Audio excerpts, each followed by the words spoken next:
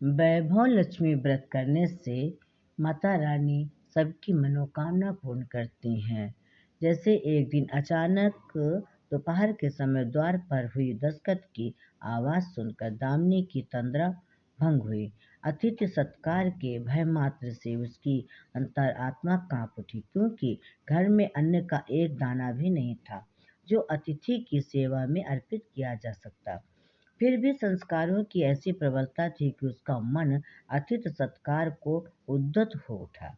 उसने उठकर द्वार खोला, देखा सामने एक दिव्य पुरुष खड़ा था। बड़े बड़े घुंघराले श्वेत केस, चेहरे को ढके हुए लहराती दाढ़ी, गिरवे वस्त्र का आवरण पहने उसके चेहरे से तेज टपक रहा था। मानो मानो अमृत वर्षा सी कर रही थी। उस दिव्य पुरुष को देखकर दामिनी को अपार शांति का अनुभव हुआ और वह उसे देखते ही समझ गई कि आगत वास्तव में कोई पहुंचा हुआ सिद्ध महात्मा है। उसके मन में अतिथि के प्रति गहन श्रद्धा के भाव उमड़ पड़े और उसे सम्मान सहित घर के भीतर ले गई। दामिनी ने जब उसे फटे हुए आसन पर बैठाया तो वह मारे लज्जा के जमीन में घसीट गई। उधर वह संत पुरुष दामिनी की ओर एकटक निहारे जा रहा था। घर में जो कुछ भी बचा खुचा था दामिनी ने अतिथि की सेवा में अर्पित कर दिया, पर उसने इस पर कोई ध्यान नहीं दिया। वह तो बस दामिनी को यूं निहारे जा रहा था, मानो उसे कुछ याद दिलाने की चेष्टा कर रहा हो। जब काफी देर तक दामिनी कुछ न बोली तो उसने कहा, बेटी, मुझे पहचाना नहीं क्या?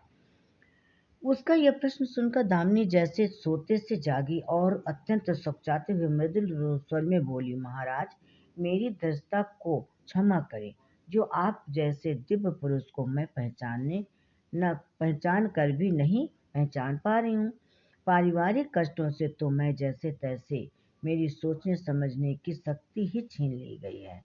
लेकिन यह निश्चित है कि संकट की इस घड़ी में मुझे आप जैसे साधु पुरुष का ही सहारा है। तभी तभी दामिनी को कुछ याद हो आया। वो उस साधु के चरणों में गिरकर बोल उठी, अब मैं आपको पहचान गई हूँ महाराज।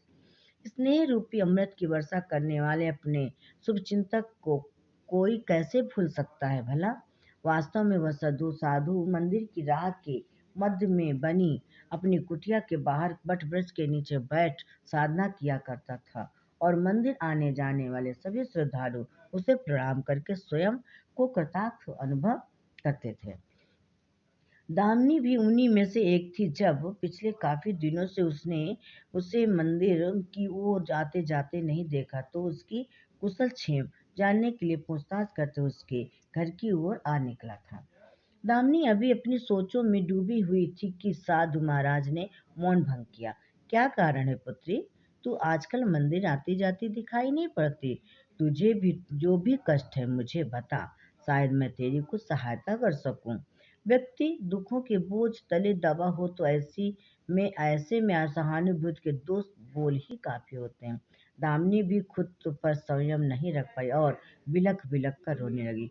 तभी वह साधु वात्सल्यपूर्ण स्वर में बोला, मन छोटा करने से तपस्या हल नहीं होगी। सुख दुख तो एक गाड़ी के दो पहिए के समान है। इनका आना जाना तो जिंदगी भर लगा ही रहता है। अपना दुख किसी को बता देने से मन हल्का हो जाता है। कुछ चुप रहने के बाद दामिनी ने बोलना शुरू किया, महाराज, सर्व सुखों से भरपूर था मेरा घर। कण कण में खुशियों का नृत्य होता था।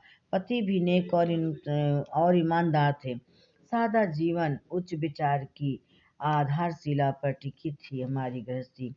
रुपए पैसे की भी कोई कमी नहीं थी। सुबह शाम घर में इस वंदना होती थी। लेकिन अचानक न जाने किसकी नजर लग गई, हमारा भाग्य हमसे रूठ गया। मेरे पति कुसंगत में फंसकर अपना सब कुछ गंवा बैठे। अब तो ऐसा लगता है जैसे साया भी साथ छोड़कर जाने को तैयार बैठा है।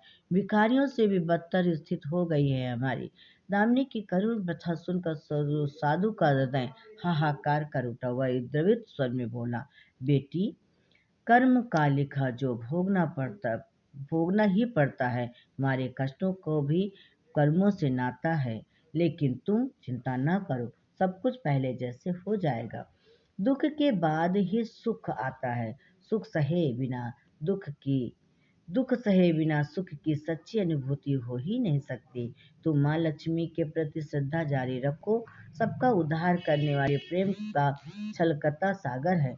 माँ लक्ष्मी अपने भक्तों पर सदैव उनकी कृपा दृष्टि रहती है। तुम संपूर्ण आस्था के साथ माँ वैभव लक्ष्मी का व्रत करना शुरू करो। तुम्हारी साधना अवश्य रंग लाएगी। दामिनी एक संस्कारिक स्त्री थी। धर्म कर्म में उसकी अगाध आस्था थी। माँ वैभव लक्ष्मी के व्रत की बात सुनकर उसका चेहरा दमक उठा। बोली, महाराज, यदि इस व्रत को करने से मेरे परिवार पर आई विपदा टल सकती है तो मैं इसे जरूर करूंगी। आप मुझे बताएं कि इस व्रत को कब और कैसे किया जाता है। साधु महाराज दामिनी की भक्ति भाव न देख कर प्रसन्न होकर बोले, बेटी, सारे जगत का कल्याण करने वाली माँ वैभव लक्ष्मी के व्रत की विधि मैं जन कल्याणार्थ तुम्हें बता रहा हूँ। प्रत्येक शुक्रवार को यह व्रत किया जाता है।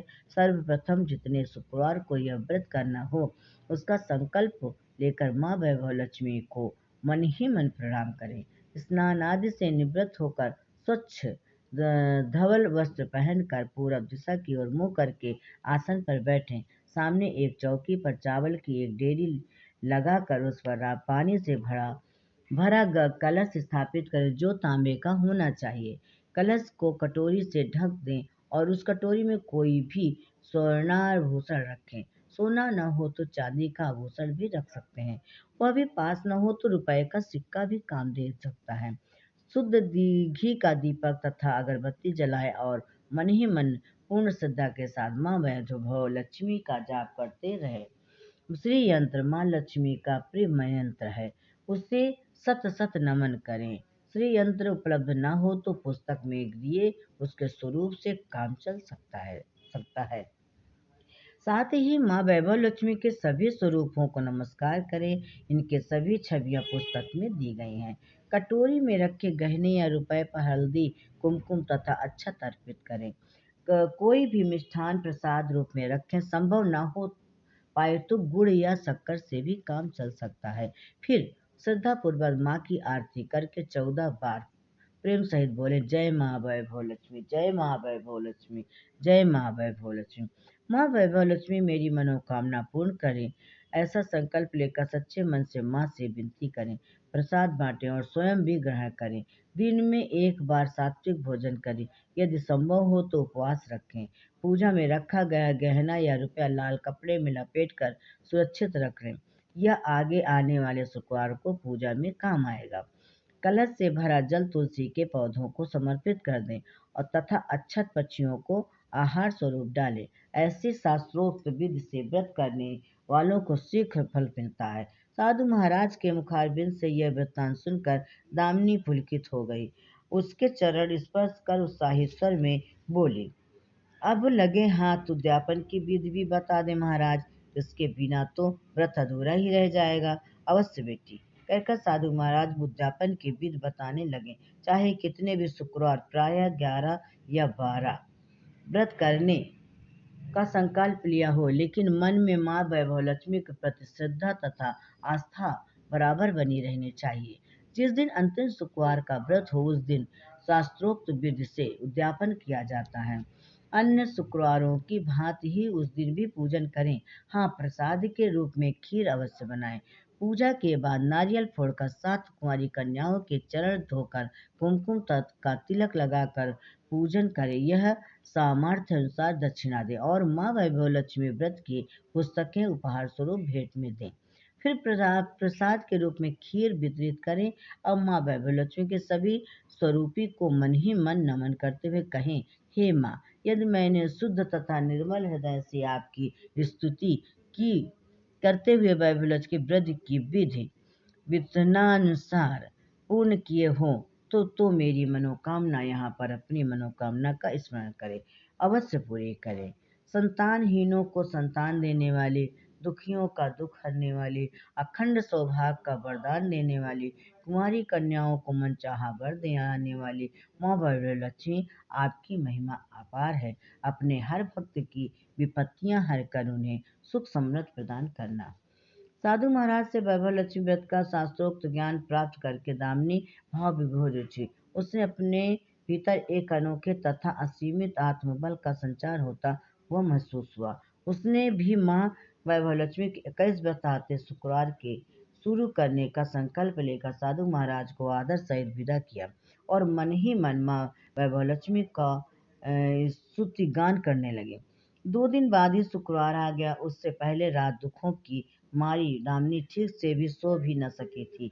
माँ वैभव लक्ष्मी के व्रत करने से उसकी समस्याओं का अंत हो जाएगा, यह सोचकर वह मुंह अंधेरे ही उठ बैठी और स्नान आदि करके स्वच्छ वस्त्र धारण करके आसन पर पूर्व दिशा की ओर मुंह करके करके दामिनी अपने सम्मुख रखी चौकी पर चावल की छोटी सी डेयरी बनाकर उस पर तांबे का कलश रखा, लेकिन जब स्वर्णाभूषण रखने की बात आई तो धर्म संकट में पड़ गई। सारे गहने पति के दुर्व्यसनों की भेंट चढ़ चुके थे। विवाहिता स्त्री थी सो मंगलसूत्र भी उतार कर नहीं रख सकती थी और कोई गहना था ही नहीं। तभी उसने उन नन्ही पायलों का स्मरण हो आया जो उसने अपनी आने वाली संतान के लिए बनवा कर रख छोड़ी थी और पति की निगाहों से उसे बचा लिया था। उसने छठ पर वह पायलें निकाले और गंगा जल से धोकर उन्हें शुद्ध करके कलश पर रखी कटोरी में रख दिया। डिब्बे की तली में से बची खुची शक्कर निकालकर उसे प्रसाद के रूप में रखा और विधि अनुसार व्रत किया। सर्वप्रथम उसने अपने पति को प्रसाद दिया। आने वाला पूरा सप्ताह बड़ी ही हंसी खुशी से बीता। बात बात पर हल्ला उठने वाला उसका पति अपेक्षाकृत शांत तथा संयत रहने लगा। कोई मारपीट तथा क्लेश घर पर नहीं हुआ। इसे दामिनी ने माँ वैभव लक्ष्मी का चमत्कार समझा और मने मने उन्हें प्रणाम किया। माँ वैभव लक्ष्मी के प्रति उसकी आस्था और भी बलवती हो गई, अर्थात मजबूत हो गई।